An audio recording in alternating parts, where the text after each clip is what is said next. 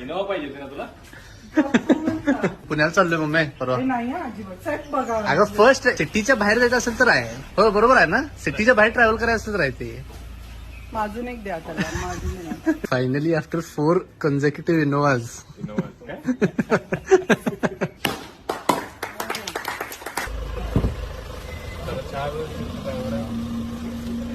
Business class boys. कसला बघ की प्रॉपर.